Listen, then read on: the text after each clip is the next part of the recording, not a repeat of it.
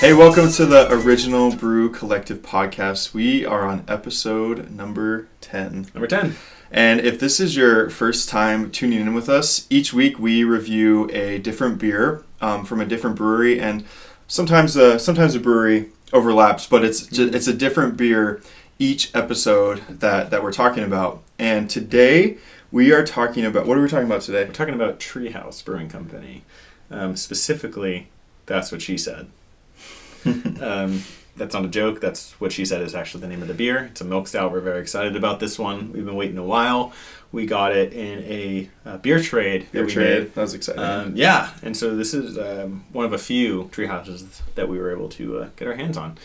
Tree House, just some little fun facts to start off. Tree House was founded in 2011, Boston, Massachusetts. They're really well known for just their hazy, juicy beers. But obviously they do make more than that. Like today, we're going to be having a stout. And if you really think about it, 2011 was, and I don't know what month in 2011, but 2011, so approximately 8 years ago right now. Mm-hmm. Not too long ago. Pretty impressive that they have some of the highest rated beers on Untapped. They're so popular. Yeah. Yeah. Some of the highest rated beers on Untapped, which is an incredible feat. Especially for only being, 8 years old. There's breweries that are much older than them who have much more experience just since establishment. But yeah, some additional facts about them. If you actually go to the original location, they do have a tree house. Really? Yeah, that you can go into. The guests are allowed to climb into. Yeah, so that's pretty fun. So maybe we should put that on our podcast bucket list or something. Dude, for sure. Go there and then climb do you know how big the Maybe they let us film in their treehouse. That'd be so fun. That'd be cool. I do not know how big their treehouse is.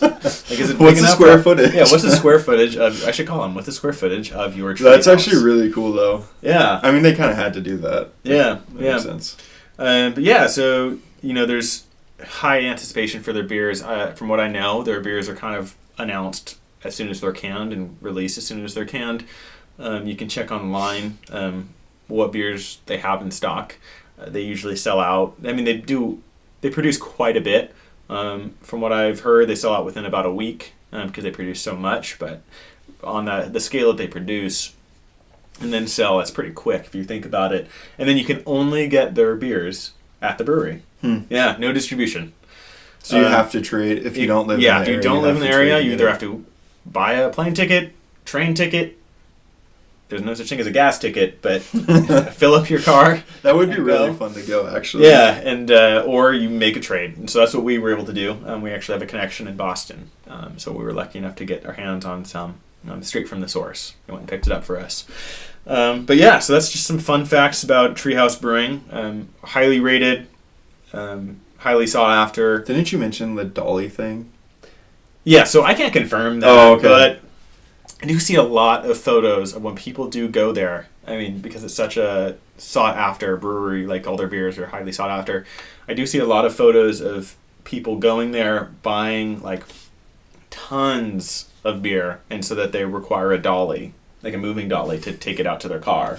Because it's like, those... That's crazy. Those cardboard boxes that are about like, 2 feet wide, maybe. And just like tons of beer. But yeah, I've seen a lot of photos of people who just go there, stock up, and then go home. Mm-hmm. But yeah, I know they opened or are in the process. I don't know if it's officially opening a new location. That looks cool. Really cool. Yeah. But yeah, we're really excited about this one. Do you have like a favorite from Tree House that you've had so far? Oh man. Because how many have you had by them? Not as many as I would like. Mm-hmm. So I've had Julius, which we reviewed. I've had Green, which is really good as well. I mean, I've never had a bad beer from them. Mm-hmm. I've had one of the Brights.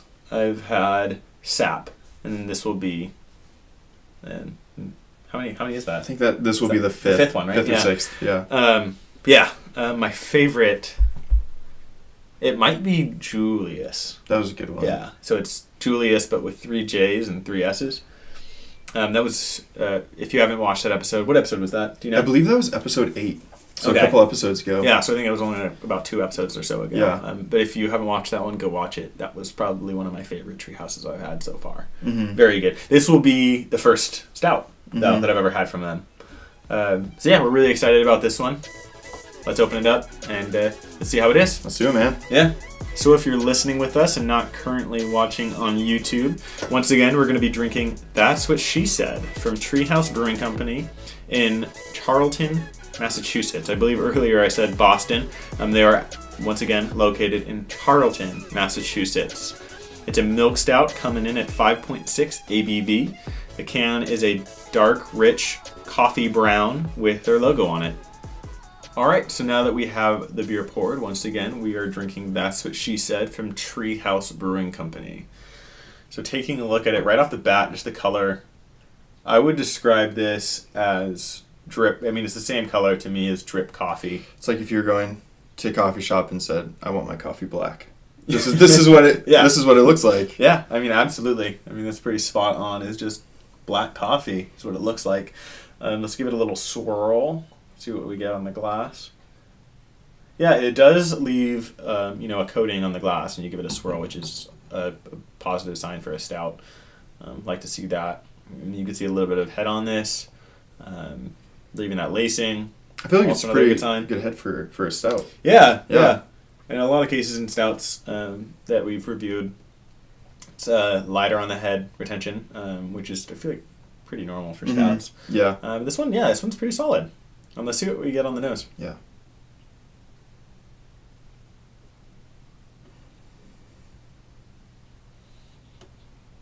Okay, so for me, right off the bat, this smells like I'm picking up a lot of coffee for me and caramel. I was gonna say It's like thing. It's like a coffee caramel, like a coffee caramel roast or something. That's what I'm smelling. I feel like with stouts, you're always, I mean, typically more often than not, you're gonna get some coffee in there. I'm excited to try this. Yeah, for me, the coffee stood out right away. The caramel stood out right away. Mm-hmm. Obviously, coffee, like I mentioned, but yeah, I got a lot of caramel. It's like, I mean, coffee caramel. That I really like caramel too. I'm so excited to try this. Yeah, I know. It's smelling really nice on the nose. A lot of caramel. Let's see how it tastes. Yeah.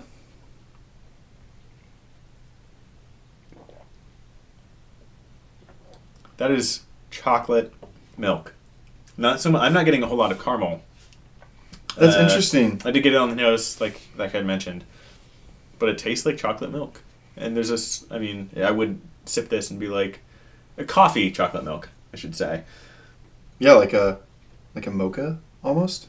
Kind of. Yeah. Mm-hmm. Yeah. I wouldn't be confuse this with chocolate milk. Like there's something off about this chocolate milk. It's too good. Yeah, that's interesting because I definitely. Gosh, because on the nose it is so... A lot of caramel. A lot of caramel and a lot of... To me, like, I'm smelling a lot of coffee as well. Mm-hmm. But, yeah, the taste of it is very chocolatey. Yeah, this is a really good one. It is. Like I had mentioned, it's only 5.6 ABV. So on the lighter side. Mm-hmm. So there's not... The mouthfeel definitely reflects that, too. Yeah. Yeah, there's no bite. It's not too overly heavy. Mm-hmm. This is like a easy sipping stout, It's but it definitely coats the mouth. Mm-hmm. It's pretty smooth. It's super smooth. Kind of a thicker mouthfeel a little bit, just the way it coats the mouth afterwards when you finish your sip. Mm-hmm. But this is a really good stout. Caramel, not so much on the palate, more so on the nose for me, and then a lot of coffee on the nose and the taste. I was actually just going to say that last taste that I had, that I tasted a lot of coffee on it. So it's like, kind of, didn't you say you were getting chocolate a lot too? A little bit of chocolate. Getting mostly I don't know coffee. if I said that out loud. Did I say that? Well, chocolate milk. Yeah. I didn't say directly chocolate, but yeah. There's some chocolate in there, hence the chocolate milk vibe that we're getting from this one. Mm-hmm. Yeah, this is really good. I'm excited to see if the caramel comes out. I think it will taste. because it takes. You can't judge a beer off of taking 2 sips. You need at least a few to really grasp what's going on. And we're only a few sips in already. This is really good. I'll just reiterate: coffee, some chocolate, I actually on that last sip felt like I was getting a little more caramel, and I'm hoping that as it opens up a little bit, the caramel will progressively come out a little bit more. Mm-hmm. This is a really good stout so far, right Yeah, off the bat. it is. Yeah. For brewery talk, so if you watched this before, you're familiar with what we do. We review a beer, a different beer each time, and then we do brewery talk, which is kind of just casual conversations about different topics. Mm-hmm. Today's topic, and we thought this was very fitting, I think a few episodes or so ago, we even said that we were going to try to do this topic. Well, you said you had the perfect beer, and did. Here it is. Yeah, so we did an episode where we discussed some of our favorite TV shows. One of mine was The Office. One of Ben's was Parks and Rec. Mm-hmm. And so I feel like that's a common debate between which show is better, The Office versus Parks and Rec. I personally think they're both great shows. But I do have a preference. I choose The Office, hence my Schrute Farms shirt. Yeah. So if you're watching, you can see I'm wearing my Schrute Farm shirt. Bed and breakfast. Bed and breakfast, established in 1812. Very proud of this shirt. But yeah, and so to top it off, as far as the Office side of things go, the beer is called That's What She Said. And everyone knows, quote by Michael Scott. Yep. But yeah, so we're going to discuss The Office and Parks and Rec. Kind of Dude, we're going to say which one is debate. A heavy debate, which one is better, but as well as just kind of talk about our favorite moments from those shows. Mm-hmm. But yeah. So how should we start this? I don't really know. Okay, how about I'll start with something. So I should say, like, right off the bat, I mean, if this is a debate, I feel like Robert's already winning because he's wearing a shirt that is based off of the TV show. At least it shows more dedication, and then brought the beer that has to do with the show. Heavily Office themed at this point already. Yeah, it is very, very Office. No I feel like it's kind of skewed towards the Office right now. But I will say, for Parks and Rec, this might be a reason why I like Parks and Rec so much better. Yeah, is because I watched it first. Okay. Parks and Rec is what I watched first, and I had tried to watch The Office like before Parks and Rec, and like I just couldn't get into it. And then for some reason, with Parks and Rec, I got into it like kind of automatically. So maybe that might be a reason why. Because I think what was the first one for you? Did you watch The Office before Parks and Rec? Yeah, absolutely. Office came out years before Parks and Rec, so I saw The Office first. And I do want to clarify that we are only going to be discussing the American Office. Okay. Not British. Good call. Just for clarification. I have tried to watch the British Office. Didn't capture me as well as the American version. Yeah. No disrespect to the British version, but American is more my style.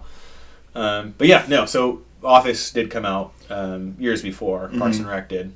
But yeah, I think the strategy you're taking right now is a good idea. Let's talk about why you think Parks and Rec is better. Okay. And then I'll say why, and then we can talk about favorite parts. Yeah. So I think, well, for me, like, I think that might be one of the reasons why I like it better is because it's what I watched first. But, and I feel like some of our reasons might be similar, but in Parks and Rec, I love the characters so much in that show. Like, there's a lot of, there isn't one that I can say that I don't really like, except for the ones that you're not supposed to like, because there's some characters that are really annoying, but those are the ones that you're not supposed to. Jam, is that his name? Yeah, that's the one I was thinking of. Jam, he's super annoying.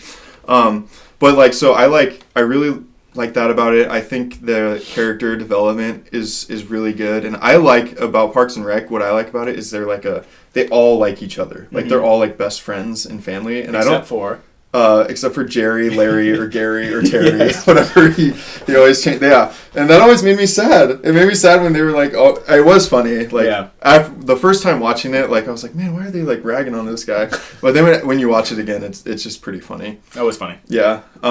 So I like that they're all kind of like best friends. So I think that kind of set it apart too, because in The Office, that's not really the case. They kind of all like dislike each other almost, but.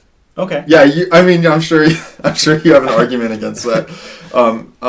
So that's like my first reason why I just really liked the characters' relationships with each other, and I thought that's a good reason. I thought it was really funny. And to each their own. I mean, I think that's a good reason I do like Parks and Rec. I don't have any really bad things to say about that show. I have my reasons why I think The Office is better, but I do really enjoy Parks and Rec, like I've said. The reason I think that I like The Office better, I really liked the character development. Yep. Especially if you're comparing like certain relationships. Like obviously you look at Parks and Rec and you look at The Office, and they do have characters that are kind of supposed to play the similar roles, you know? Leslie Knope is kind of like Michael Scott in a way, but not really. I mean, that's not... They're like but I get what you're saying. Further point being that I'm trying to make is you look at like the key love relationships within those shows, and The Office was Jim and Pam, and then Parks and Rec was Leslie and Ben. I personally think that Jim and Pam's relationship was more fulfilling when they finally got together like everyone else. There wasn't a huge, as big of a struggle with Leslie and Ben. I think that the Office characters are a little more multi-dimensional, if that makes sense. There's a little more depth with the Parks and Rec. I feel like they're exaggerated versions almost of these characters. So I love Aziz Ansari. He's hilarious. And I really like his character. He's one of my favorite characters in Parks and Rec. But just for him, for example, he is, has that exaggerated personality. When The Office, I feel like a lot of their characters have these, interesting, quirky personalities, but there's a little more depth to them. And they do, and to credit Parks and Rec, they do break out of that. So it's not just like you do see Aziz in particular, his soft side, when he was like in love with that girl. But I just think that personally, that Office characters might have a little more depth. I think that a lot of their characters can have standalone episodes a little bit better.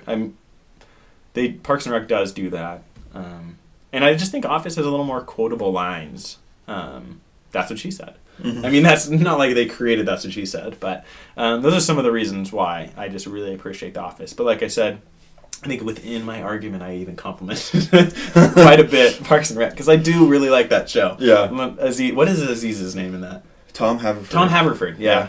What was the drink he made? Snake juice? Snake juice. Snake juice. So it's, like I said, it's a really good show. Yeah. I'm not going to hate on Parks and Rec. Well, okay, so you think, like, Dwight, you think he is a relatable... I don't know, because it kind of sounded like you're saying Parks and Rec characters were not as relatable. They're more exaggerated. So you think, like, Dwight is a relatable character? I think that the majority of The Office as a whole is a more relatable experience to the experience of Parks and Rec, with, like, all these people who, like, especially Leslie and Ben, who obsessively love their job. When you have The Office and like Jim in episode 1, he's kind of like, I'm boring myself talking about what I do. Like, that's more relatable, in my opinion, to what the average person is going to feel about their job.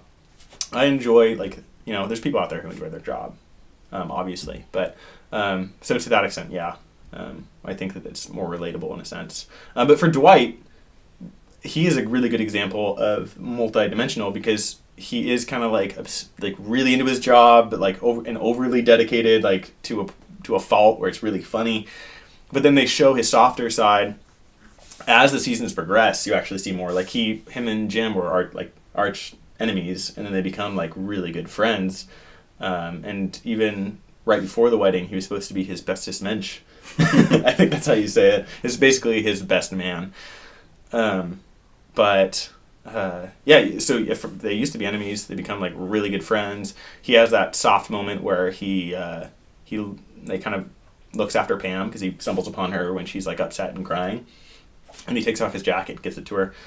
So just specifically, if we're talking about Dwight right now, yeah, I think that his character definitely, and a lot of characters do, progresses more, and you see the character development within The Office. Yeah, but yeah, because I think for like I don't know, it's funny how people view things differently, because I thought that the Parks and Rec characters were more relatable, like specifically like I know Leslie's like Leslie she's Knope, extreme. She is, but like Michael Scott, dude, that guy.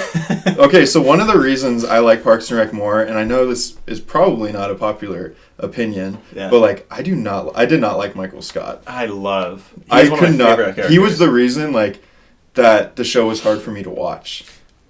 But so I think like Michael, I really liked Leslie a lot, and I know she's like really intense. She's likable. She is very likable, and but I think it just depends on what kind of comedy you like. That's too, true. I mean, obviously, and both sides of this are completely, depending on the individual. Because I think I liked because I agree with you about like the characters being like Andy, like Chris Pratt's character. I wish they would have given. I really liked Andy. I really like Chris Pratt. One thing, and he is another really good example of just an exaggerated version of one-sided. And like they do show other sides. And Rob Lowe's character, but I just think it's hilarious. I wish they would have showed a little bit more of a different side of Chris Pratt's character because I really liked it. What's his name? Andy Dwyer. Andy Dwyer. I was confusing him because Andy. Because he was very. He was always kind of dopey. Yeah, he was always just a airhead. Yeah, but The Office had that. That was Kevin, and Kevin. I will actually say there wasn't a whole lot of dimension. The shows are actually pretty similar. Yeah, they really are. We have Kevin in The Office, and then we have Andy in Parks and Rec, who's Chris Pratt, not to be confused with Andy in The Office, who I really like. But then I personally really disliked him at certain points. Mm-hmm. He became kind of a jerk, but then you like him at the end. A lot of people say about The Office that they don't like the ending once Michael left. That was when I started liking it more. Really? Yeah. So I actually, to your point, I was going to say I can completely understand where someone would be coming from when they said that they didn't like his character, because in season 1, that's when it was kind of cringy. Like, they were just trying to figure out what direction they were trying to go. Like that, yeah, though. Like, they're trying to figure out what direction, and it was like almost, to me, a little over the top, like awkward, uncomfortable, dry. But I think his character developed. That just stuck with me. Yeah. I will say there were times where Michael Scott, like, there was episodes where, like, he would actually make me laugh. Like, I remember the episode where they go to his girl, I think Jan, what's his girlfriend? Jan, they go to her house for a dinner party. That is, I think, one of the really? episodes. Yeah, I love that one. That was really funny. It's called Dinner Party. And it was Michael's condo that he had purchased, and Jan had moved in with him. That was a pretty funny episode. That was so awkward, and I loved it. That's like you would imagine a dinner at your boss's house to be like. So this is the thing. I think, like, talking about this, I think I realized, like, I don't really like awkward comedy. Yeah. Because I don't think I like feeling awkward. And, like, while I'm watching it, like, I just feel uncomfortable, and I think that kind of puts me off. And The Office is a lot of awkward comedy. Like, that's the premise of the show. Yeah. Well, not the premise of the show, but a lot of it in there is people, like, either pissed at each other or, like, giving uncomfortable looks at the camera, and it's just, like, you can tell that they're upset at the other person. Yeah. But some people think that's really funny. Like a comedy, like a movie, like Meet the Parents, like, I can't stand those movies, and a lot of people like those movies, but I don't like it because it makes me uncomfortable. I don't know. That's interesting. So I think that might be why. Like in Parks and Rec, like, they're all, like, friends with each other. Yeah. And, like, they all, besides, like, Jerry and stuff, and, like, they have the moments and everything, but it's just more feel good to me. One thing that I appreciate, actually, is so in Parks and Rec they have Jerry. In The Office they have Toby. But I will say, not everyone's immune to Toby. It's usually only Michael. And there's an occasional circumstance where Toby gets, And it is funny to think about after, like, how much he hates Toby. Yeah. But they do target other characters. So it's not only Toby. So for Toby, it's Michael always hates him. And there's occasionally circumstances where other people are like, what the hell, Toby? But they also, like, give Kevin a hard time and other characters like that as well. And Ryan. Okay. Yeah. So I like that they Ryan's funny too. I like that they broke that up a bit. When in Parks and Rec it was almost always just Jerry, although they did give Tom Aziz Ansari some crap in certain circumstances and other characters. I saw like it was more distributed in The Office. And I don't know. Maybe you know this. About Parks and Rec, but I can say for The Office, I was surprised to find out how many actors on that show actually helped, like, write the show. Oh, yeah? Yeah, like Toby was a big writer. Ryan, I knew Kelly Kapoor. Yeah, a lot of them were actually writers for the show, which is pretty impressive. Yeah, that is. Just kind of showcases their talent. I don't know that about Parks and Rec, but yeah, it's possible that some of them wrote for it. But so who's your favorite character? That is a very hard question. On Office. I think this is going to go against everything you believe, but I think it might be Michael. No. Yeah, I love Michael and I love Dwight. So does it really obviously offend everyone you likes Jim? No, it doesn't bother me. Because like I said, you said it was hard for you to get into because of Michael. Well, season 1 is what you're going to start with, and that was they're kind of trying to figure out where they're going, and it was kind of awkward at first. Yeah. I watched a thing about when they filmed season 1 that the actors weren't sure if how it was going to go, if they were going to even make it to, a season 2. They're like, well, you're kind of figuring things out here. But yeah, if I had to pick a favorite, it might have to be Michael, just because I loved his character development. They show that he's not just kind of a dumb boss, but he actually, when he really tries, he's good at what he does. He cares about what he does, and he cares about the people he works with, despite all his weird antics and character flaws. Yeah, I really like it. Who's your favorite character on Parks and Rec? My favorite character on Parks and Rec. I mean, honestly, it's main character. Okay, yeah, my main character that I like, it's probably Ben. Honestly, I like Ben. I really like Ben, and I think that there's a lot of the reason why is there's a lot of episodes where I almost start crying laughing because of his character about what he's doing. The one where he gets drunk on blueberry wine and his teeth. If you haven't seen it, watch. Oh his my teeth gosh, are stained blue. I die. That doesn't matter how many times I watch that episode. And then when he quits and is creating Cones of Dunshire. I was going to ask you if you knew the name of that Cones game. of Dunshire. That's so funny. Yeah. And it kind of takes off. Super funny. Yeah. And he tries to do claymation, but I really like him because he's really funny, but he's also the most normal one. Yeah, that's true. Out of them. He really is. And because he comes into the town as an outsider, and it's just what is, why are you people like this? But so he's the most normal, but also in my opinion. And then I just think he's hilarious. He's so funny. I think him and Anne are the most normal.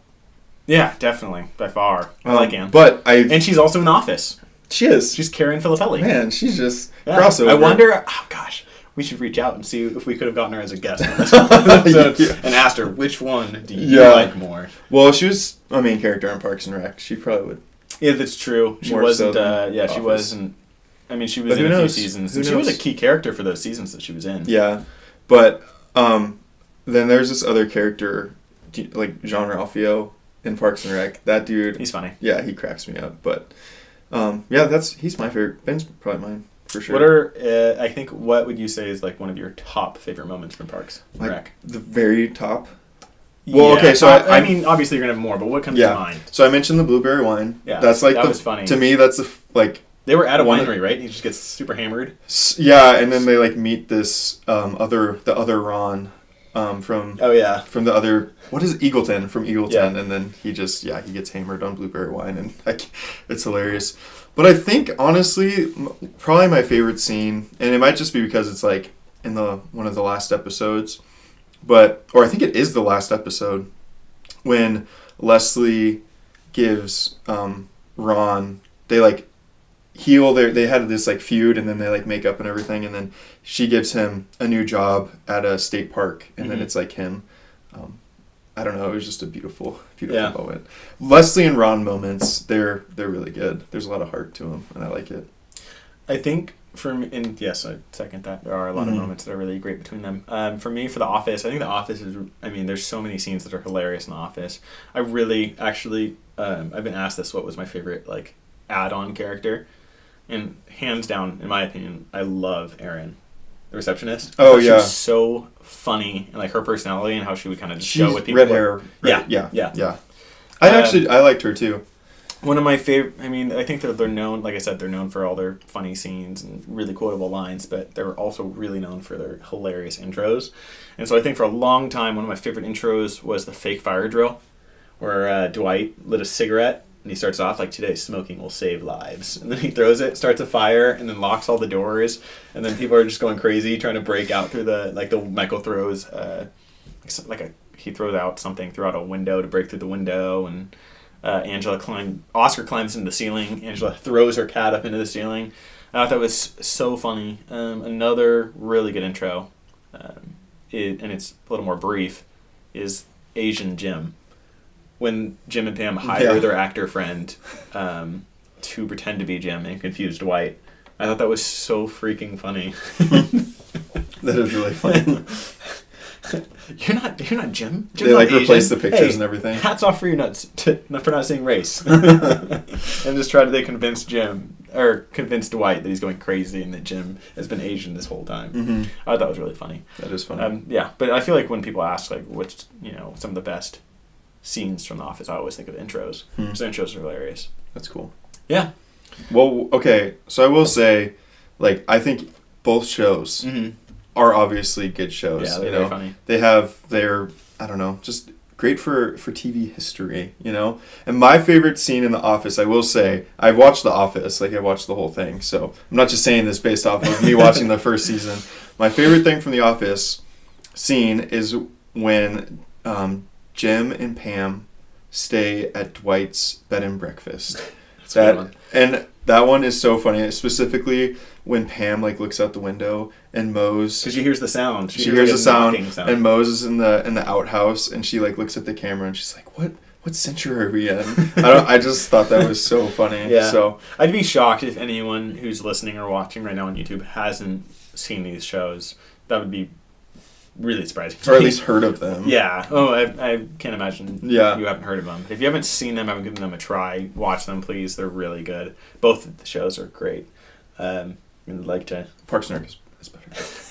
Debatable. Yeah. But yeah, that's kind of our thoughts, I guess, on these two shows. Yeah. Like I said, I like both. Mm-hmm. I do prefer The Office over. In fact, fun fact, I go to sleep watching The Office every night. I like to fall asleep to TV, so we put on The Office, and it's like relaxing to me because I'm so familiar with the show and all the lines, so I kind of just block it out and just fall asleep right away. But yeah, anyways, that's what she said is the beer that we're drinking. Yep. Really good. Milk Stout, Tree House, once again. I think I started off the episode by saying Boston, Massachusetts. That's not correct. It's Charlton, Massachusetts, so I stand corrected by myself. Milk Stout, really good. Initially, we were getting coffee. It's kind of like a milk chocolate. Notes to it. Caramel on the nose, not so much on the taste, but I will say that now that it's opening up, I feel like I'm personally getting a little bit more caramel. I was gonna say that actually. Okay. Anything else that you're noticing? I think that's actually what I was gonna say, is that the caramel is more on the back end of it for me. Like it's light, it's very subtle. It is there, still subtle. But yes, it did come through, which I was pretty happy about that it was opening up to that. I mean, it just finishes off smooth. It's only 5.6 or so ABV. Yeah, it's very 5.6. Very easy to drink. Yeah. So I think that we're going to keep enjoying this delicious beer. Yes, and if you are watching this on YouTube, we would just ask that you would subscribe to our channel. That way Please. You can just see the different beers that we're reviewing, and we post an episode each week. Typically on Monday is when we post our episodes, and if you want to continue listening and you have to stop watching, we are on all podcast platforms. I feel like that's a pretty easy ask. Yeah. I mean, subscribe. Yeah. It's not burden. No, burdens. not at all. Yeah, doesn't. Just subscribe. Yeah, please do. Please do. I mean, you're not gonna be bothered. You'll get all you do is get updates when we post new episodes, so you can watch and subscribe, and then follow us on social media. We're on Instagram, Facebook, and Twitter at Original Brew Collective. We post daily. Except for Twitter. What's our handle on Twitter? Our handle on Twitter is @BrewOriginal. So on Instagram and Facebook, it's @Original Brew Collective. Twitter, it is @BrewOriginal, and like we said, just subscribe to our YouTube channel, follow us on the podcast. But we are going to continue by drinking this great beer from Tree House Brewing. Yes. So Yes, we will. Cheers, guys. Cheers.